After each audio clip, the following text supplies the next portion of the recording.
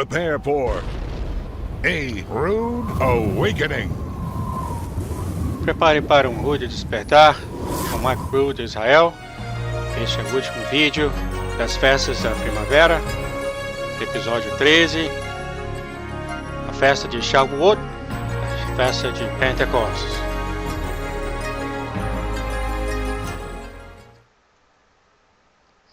Shalom! Aqui é o Mike Rood no Parque do Jardim Arqueológico em Jerusalém. Em Levíticos 23 somos instruídos para contar o Omer, que é a medida da cevada por 50 dias. Está também instruído que devemos contar 7 sábados. E no dia depois do 7º sábado será uma santa convocação, no dia 50, no grego, Pentecostes. O filho dos levitas de Shadok, ou Sadoquém, significa saduceus, corretamente contaram o Omer de acordo com as instruções de Moisés. Eles eram os sacerdotes que trabalhavam nos serviços do templo. O fariseu, de outra maneira, era uma seita religiosa do primeiro século que não tinha nada a ver com a autoridade política ou religiosa. Mas eles chamavam eles mesmos que eles tinham autoridade do céu para fazerem novas leis que nunca foram autorizadas por Moisés. Eles chamavam a autoridade do céu, eles clamavam a autoridade do céu em criar as leis e anular as leis da Torá. Os fariseus inventaram um método inovador de contar o Omer e se auto-santificar para provar que eles tinham autoridade de interpretar as escrituras do jeito que eles querem e que as interpretações deles eram infalíveis. Mesmo que os métodos deles de contar o Omer não encaixou com todas as escrituras, se encaixou com algumas escrituras. Eles simplesmente ignoraram as outras escrituras que não encaixavam com essas teologias deles. Quando Roma destruiu o templo, os fariseus fizeram um acordo com o general Tito que permitiram eles de se tornarem os líderes religiosos de Israel. Eles mudaram para Yucma, na costa mediterrânea de Israel, e começaram uma academia. Eles concordaram em apoiar os regulamentos de Roma e não interferir do jeito que os levitas interferiam. Em poucos anos, os fariseus se rebelaram contra Roma e nomeou um general tirânico e judaico, Shimon ben Koshiba, para acabar com qualquer resistência dos decretos legislativos que os judeus criavam. Os judeus fariseus declararam esse general de ser o Messias e renominaram o nome dele com Bar Ková, significando filho da estrela. Bar Ková foi autorizado em matar os levitas que recusarem a autoridade dos fariseus. Os judeus que seguiam Yeshua de Nazaré foram também marcados para a extinção. A rebelião contra Roma foi curta, mas durou o tempo suficiente para garantir que os fariseus adquirissem uma posição incontestável de autoridade no mundo político e religioso judaico. Os líderes dos fariseus, Rabinos Kiva e o Messias dos fariseus Bar Ková, que garantiu sua supremacia deles, foram ambos mortos pelo exército romano. Uma das decisões dos fariseus instituída durante o reinado do Messias, Bar Ková, é que qualquer um que ler os registros dos atos de Joshua de Jerusalém não teria nenhum papel no mundo vindouro. A autoridade dos fariseus era tão temida que até hoje em dia muitos dos judeus têm medo de ler os relatos das testemunhas nos evangelhos e só vai ler o que os líderes rabis falam sobre Yeshua. Se todos forem autorizados a pensar por si mesmos, sem nenhuma perseguição ou intimação religiosa de ambos os judeus e gentios, eles poderiam ver que Yeshua nos libertou das manipulações religiosas. Ele tirou a autoridade usurpada de todos os líderes religiosos e ensinou a todos para voltar à vida simples das instruções da Torá escrita por Moisés. Yeshua nunca quebrou nem mesmo um mandamento na Torá. Aliás, ele enfatizou especificamente que ele não veio para destruir um tio ou uma vírgula da Torá. Entretanto, ele veio para destruir a hipocrisia do controle, intimidação e bruxaria religiosa feitos pelos líderes religiosos para os seus próprios benefícios. Desde o tempo em que o Messias preencheu a festa de Shavuot, Pentecostes, chegou a hora para andarmos no poder e autoridade que o Messias nos deu. Agora é a hora de ensinar o ministério do Messias ao mundo. Junte-se a nós nos estúdios de televisão, onde essa apresentação de multimídia sobre as profecias e as festas do Senhor foram filmados perante um grupo de estudantes de profecias bíblicas, criado pelo Clube da Profecia. Isto é, Profecia Bíblica 101. Agora, episódio 13, na série de 26 partes sobre as profecias das festas do Senhor, a festa de Shavuot, o dia de Pentecostes. Exatamente 50 dias após a oferta de movimento, chegamos à festa de Shavuot, festa de Pentecostes. E foi na festa de Pentecostes que se cumpriu o que João tinha profetizado, o que João tinha falado naquela época, que eu, João, batizo você com água, mas aquele que vem atrás de mim batizará com o Espírito Santo e com fogo. Então vemos que através do ministério do Messias, que nenhuma vez sequer ele batizou com água. Ele veio para batizar com o Espírito Santo. E estando todos juntos, diz aqui no livro de Atos dos Apóstolos 1:4, e estando com eles, determinou-lhes que não se ausentassem de Jerusalém, mas que esperassem a promessa do Pai, que disse ele, de mim ouvistes. Atos 1:4. Porque na verdade João batizou com água, mas vós sereis batizados com o Espírito Santo não muito depois desses dias. Então, quando chegou o dia de Pentecostes, a festa de Shavuot, eles estavam todos reunidos em um lugar, e eles estavam na casa de oração, exatamente onde eles deveriam estar. De repente, veio do céu um som, como um vento forte, e encheu toda a casa de oração, onde eles estavam sentados. E apareceram perante eles línguas de fogo, e se assentou em cada um deles, e todos eles ficaram cheios do Espírito Santo. E eles começaram a falar noutras línguas, conforme o Espírito lhe concedia. O que eles estavam juntos no monte do templo, viram o pilar de fogo descendo, o mesmo pilar de fogo que guiou os filhos de Israel através do deserto, quando eles viram aquele pilar de fogo descendo, e depois se assentando em cada um dos discípulos, eles ficaram cheios do Espírito Santo. Então aconteceu do jeito que João Batista havia profetizado, e o Messias mesmo falou que iria fazer. E foi nessa hora que houve o preenchimento de uma das festas da primavera, como se fala aqui em Levítico 23:21, que fala que essas santas convocações, que são todas imagens de sombra, e elas foram dadas aos cuidados de Israel por um estatuto perpétuo, por toda a eternidade. Aqui vemos que todas as festas de primavera foram preenchidas. Nos últimos anos, algumas coisas vêm acontecendo nos céus que finalmente termina nesse ano, na festa de Shavuot. E é isso que eu gostaria de compartilhar com você agora. Porque nos céus, sabemos que Deus colocou os seus sinais no céu. E esse sinal que você agora está vendo, este é o sinal em hebreu que se chama o quebrador. O quebrador tem em sua mão uma espada. E na outra mão ele tem o que chamamos em grego de medusa, ou cabeça de medusa. Mas em hebreu não se chama medusa, mas sim Rosh Satan, é a cabeça de Satanás. E bem no meio dos olhos da cabeça de Satanás, bem no meio de seus olhos, na sua testa, existe uma estrela que se chama El-Gol. El-Gol está bem na testa de Rosh Satan. Foi em 1996 que um cometa chamado Hyakutake passou no mês de abril e passou bem no meio da testa de Rosh Satan, bem em conjunção com aquela estrela Al-Coal. Hyakutake estava em sua órbita de mais de 20 mil anos. E o que isso significa é que isso é um dos comentários mais brilhantes que houve no decorrer de nossa vida, e que esse cometa ele só veio uma vez na história de nosso planeta.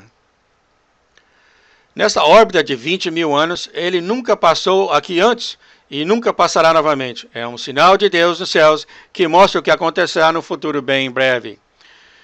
Porque esse cometa passou bem no meio da testa de Rosh Satan. Exatamente um ano solar mais tarde, na mesma noite, outro cometa passou, e esse tem uma órbita de 4.500 anos. Este é chamado Hale-Bopp, nomeado depois daqueles que os descobriram.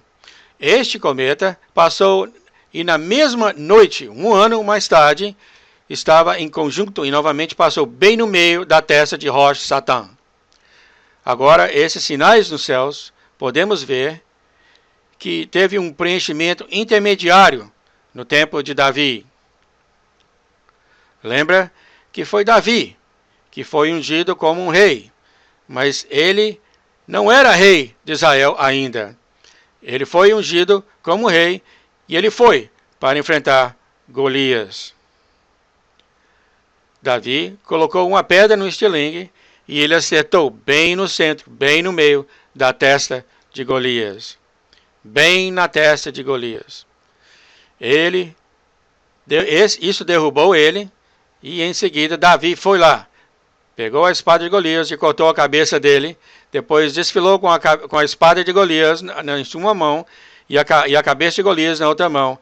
Ele matou Golias e isso foi uma grande vitória. Isto é somente uma imagem de sombra de quem essa pessoa é realmente. Porque essa pessoa é o Messias. Ele é aquele que vai derrubar Satanás. Ele vai cortar sua cabeça para fora e é ele que vai ser vitorioso com a cabeça de Satanás em suas mãos. Há uma outra parte dessa constelação que se encaixa aqui em alguns momentos, você vai ver como tudo isso funciona. Essa parte dessa constelação é chamada presa por corrente, também conhecida como noiva presa e acorrentada. Essa imagem nos céus é de uma mulher. Ela foi presa e acorrentada, ela está esperando pelo seu Salvador. Ela parece mesmo que não há ninguém para ajudá-la. Parece que ela está presa para sempre no espaço e que não tem ninguém ao redor dela para ajudá-la. Mas existe um que está destinado a ajudá-la. E é esta noiva presa acorrentada, essa imagem que vemos no livro de Tessalonicenses. Lembra que foi Paulo que disse que é um ato de justiça com Deus de pagar de volta a tribulação daqueles que estão te perseguindo. Aqueles crentes estão passando por enorme quantidade de perseguição. Eles estavam acorrentados pelo mundo, eles estavam sendo machucados pelo mundo, sendo torturados pelo mundo.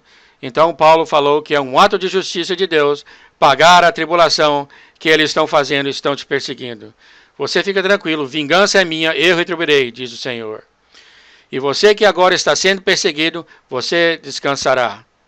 Quando o Senhor Jesus for revelado no céu com seus anjos poderosos numa chama de fogo, ele irá vingar daqueles que não conhecem Deus. A palavra descanso no grego é a palavra anassim. Sim, anassim, o que significa alívio de dor rápida. E a imagem nos céus é literalmente essa mulher presa e acorrentada que está esperando o seu Salvador. E a palavra anassim, em grego, mostra uma mulher presa e acorrentada e está sendo torturada. Ela está chegando ao ponto de não haverá mais esperança, tudo está perdido, e ela está chegando naquele ponto onde não há mais esperança para a salvação dela, mas no último minuto o Salvador quebra a porta, pega a espada, corta a corrente e salva a sua noiva, no último minuto, quando tudo parece que não há mais esperança. E essa é a imagem que Deus tem colocado nos céus. E depois de você ver isso, eu vou lhe explicar um outro cometa que acabou de passar, que nos ajuda a entender toda essa história da noiva presa acorrentada. E essa é a história.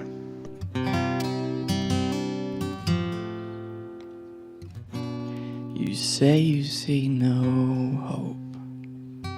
You say you see no reason we should dream that the world would ever change. You're saying love is foolish to believe, 'cause there'll always be some crazy with an army or a knife to wake you from your daydream, put the fear back in your life. Well, look, if someone wrote to play just to glorify what's stronger than hate, would they not arrange the stage to look as if the hero came too late? It's almost in defeat, and it's looking like the evil side will win. So on the edge of every seat, From the moment that the whole thing begins, it is love that makes the mortar, and it's love that stacked these stones. It's love that made the stage here, though it looks like we're alone in this scene set in shadows, like the night is here to stay. There is evil cast around us, but it's love that wrote the play. And in this darkness, love can show the way.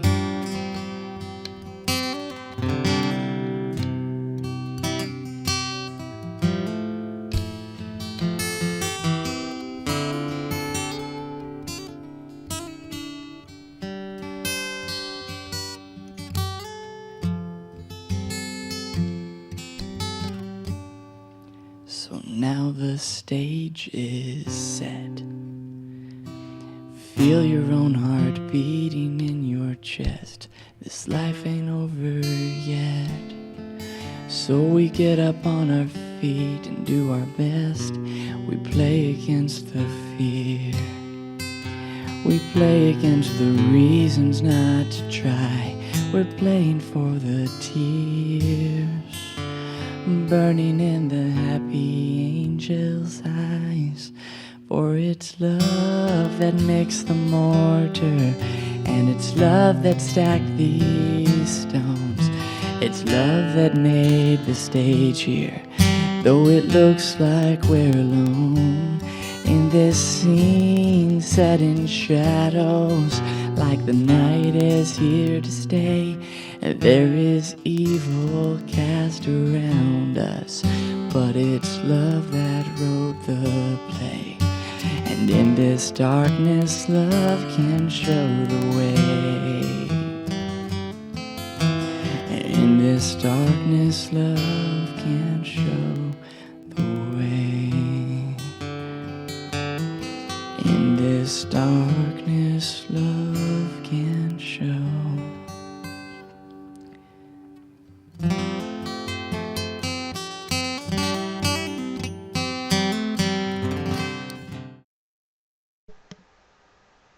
Por milhares de anos, Deus tem colocado sinais nos céus para nos falar o que Ele está perto para fazer.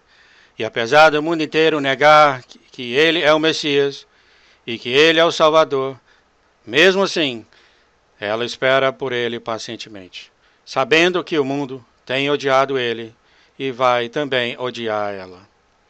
Enquanto ela espera pelo seu Salvador, quando não há mais esperança em lugar nenhum nos céus, ela espera por Ele porque ela sabe que um dia, mesmo quando tudo parece estar em trevas, as horas mais escuras do mundo, quando não há mais nenhum tipo de esperança, tudo está preparado para acontecer a maior liberdade que jamais existiu. O Rei dos Reis, o Quebrador, vai vir e libertar a sua noiva presa e acorrentada. Ele vai levar ela para a ceia do casamento do Cordeiro. E vai ser lá que vamos ver o último Shavuot, o último dia de Shavuot. Este é o dia que um outro cometa apareceu. Na mesma constelação, ele veio e saiu em Shavuot, que é a última das festas da primavera de Deus. E isto, eu acredito, é o último sinal que vamos receber nos céus antes de começar o preenchimento das festas de outono de Deus. Os sinais estão nos avisando que o nosso Redentor, o nosso Rei, vai voltar um dia. Ele virá em breve, quando tudo parece sem esperança. Nisso vai ser quando ele voltará e vingará aqueles que não conhecem Deus e não mantêm os seus mandamentos. Aqueles que têm causado problemas, dores e aflições nos seus amados. O alívio rápido das dores está a caminho. O Messias será revelado nos céus com seus anjos poderosos. Então é agora que estamos preparando para entrar nas festas de outono do Senhor, para entender de como Deus contou o final desde o início, e que as festas de outono do Senhor serão detalhadas no livro de Apocalipse, e vai nos mostrar como o Messias liberta o seu povo e nos mostra o tremor da terra e que está prestes a acontecer. porque ele vai estar voltando para a sua noiva, que é pura e sem defeito. Nós temos que ficar limpos deste mundo. Nós temos que ficar preparados. Israel vai ter os seus olhos abertos. Os judeus vão entender e olhar quando ele aparecer, e chorar em amargura, e gritar em amargura, do mesmo jeito quando uma pessoa chora e grita em amargura pelo seu único filho. E vai ser naquela hora, quando os seus olhos se abrirem, que eles vão com todo o seu coração seguir ele. Mantendo os seus mandamentos e tendo a testemunha do Messias, seremos como um só corpo. Este é a razão do qual nós fomos chamados. Porque não há diferença entre os judeus e o gentio. Porque no Messias, no sangue dele, nós somos todos uma família. Este era o seu plano desde o início. Aquela mulher nos céus, há uma imagem natural, que se o homem tem um espírito de ciúme, e se ele acredita que a sua mulher foi infiel com ele, então ele tem que pegar a sua esposa, mesmo que ele não consiga provar nada. Ele é para levar a sua esposa para o templo, e ele tem que fazer uma oferta de ciúme. É quando ele leva a sua esposa ao templo, ela senta em frente ao templo, e ela tem a sua oferta no seu colo. O sacerdote, então, num pedaço de pergaminho ou de papel, ele escreve todas as palavras de maldição neste papel. Enquanto ele escreve as palavras de maldição nele, ele fala para ela: se você tem sido infiel com seu marido, se você cometeu adultério no seu casamento, se você tem saído com outro homem, quando você tomar essa água amarga, que é feita com poeira do chão, do lugar santo, e colocado misturado nessa água, e depois escrever essa maldição sobre o pergaminho, e depois pegar a água e molhar nesse pergaminho, e quando colocar de volta nessa água, e se você tem sido infiel, quando você beber a água amarga, sua barriga vai inchar. Seu útero ficará inchado e perdido. Você nunca mais será filho, você será expulsa e será expulsa em vergonha. Mas, se você tem sido fiel, se não houve nenhuma razão do porquê o seu marido teve ciúme de você, quando você beber essa água, nada de ruim vai acontecer com você. A sua barriga e útero não vai inchar, o seu útero não vai se perder. Você vai voltar para o seu marido e seus corações serão unidos. Você vai ter filhos e será frutífera e multiplicar-se. E quando aquela maldição é falada, e aquela mulher, sabendo que ela vai beber a água amarga, então ela deve falar: amém, amém. Que seja assim, que seja assim. Se eu tenho sido infiel com meu marido, então que seja assim. Mas se eu fui justa, então também que seja assim. Então, quando ela bebe aquela água, ela sabe. Há muitas águas amargas que vai ser derramada nessa terra. É o julgamento do ciúme. É o tempo para nós para sermos limpos e ter a certeza de que não tem nada de adultério em nossas vidas. Que nós não comprometemos no que acreditamos. Que nós não comprometemos com a adoração de outros deuses. Esse é o tempo que examinamos a nós mesmos para ver se temos alguma imperfeição. Examinamos para ver se tem alguma coisa que precisa ser limpa agora, nesse momento. Alguma coisa que precisa ser confessada. Porque se confessarmos os nossos pecados, Ele é fiel e justo em perdoar os nossos pecados e nos limpar de toda injustiça. É agora, nesses dias, que estamos ansiosos para o nosso Redentor, que vai voltar e reunir seus santos. Ele vai voltar para a sua noiva, e isso vai ser uma reunião bem gloriosa.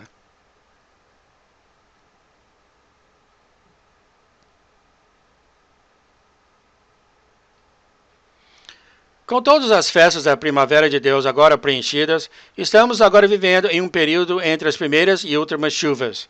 Este é o momento que tem sido reservado para os gentios, para entrar no reino. No entanto, quando a plenitude dos gentios entrar no corpo do Messias, será a hora para a última chuva em Israel. A cegueira em parte falada por Paulo será removida de Israel e a mão do Todo-Poderoso será revelada de uma forma que não foi testemunhada desde o tempo das primeiras chuvas, escrita nos primeiros livros, nos capítulos do livro de Atos. Mas a última chuva será o dobro de poder das primeiras chuvas. Vamos continuar a nossa série de ensino explorando as festas do outono do Senhor, assim como os primeiros 4 evangelhos mostrou como o Messias preencheu as festas da primavera.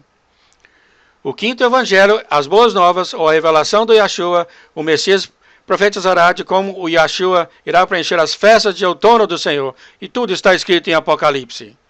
Convidamos você a se juntar a nós novamente para o episódio 14, da série de 26 partes sobre as profecias das festas do Senhor, quando nós olharmos o futuro preenchimento das festas de outono do Senhor.